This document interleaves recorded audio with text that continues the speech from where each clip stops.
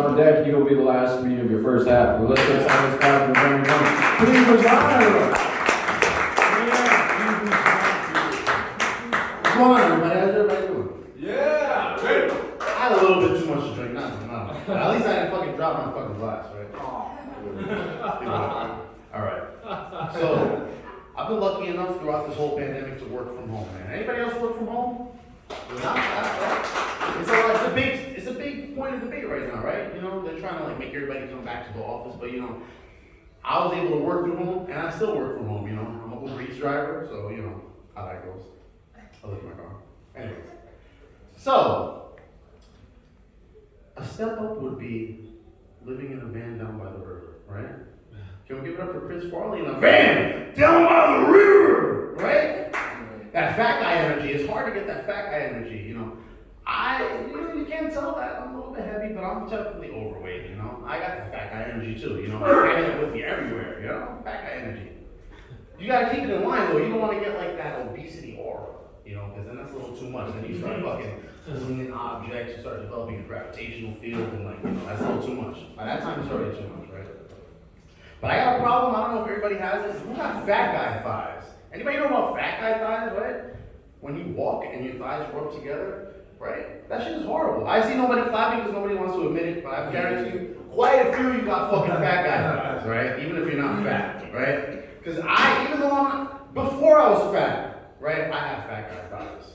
And it's fucked up because genetically I'm built like Oddjob from 007, so, you know, that's why that happens to me. And what I found a good solution to solving fat guy thighs is that, you know, you eat a bunch of powdered donuts in your unfurnished basement hovel while you're sitting there masturbating to your ex-girlfriend's Facebook profile picture, right? That's depressing, isn't it?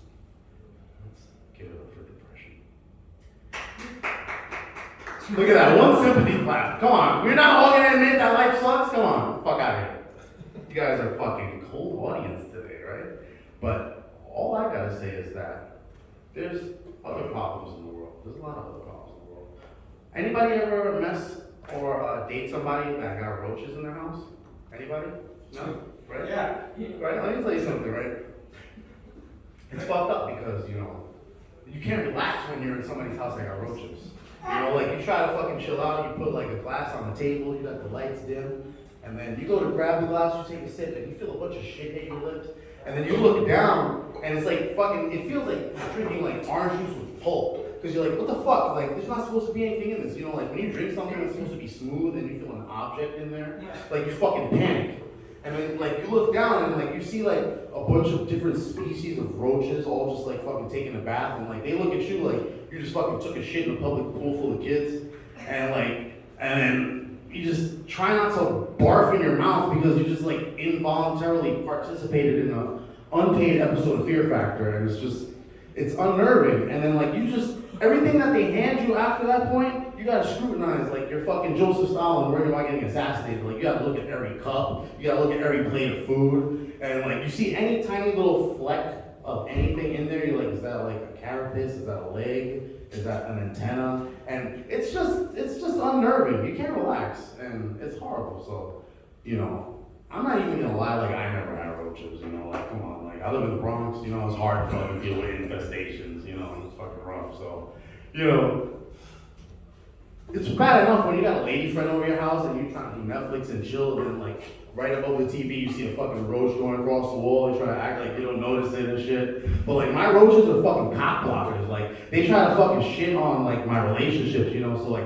I'll be there chilling, I'll have a lady friend over, and then all of a sudden I'll see a fucking roach walking across the room, and he's fucking dragging a used condom across the room. I'm like, what the fuck, you fucking cock blocking ass roach? How am I gonna explain that? You can't really explain it. But what you can do is realize that roaches evolved to incite depression in other people. So they want to make sure you stay alone and unloved so that they'll be your only friends. And seriously, fuck all of you guys, because that shit was funny. I like that shit was funny. Just because y'all motherfuckers ain't grow up with roaches, have to suck my dick. And somebody please say yes, because I will fucking definitely take you back. Have a good night, yo. Please respond. Yeah. New nickname.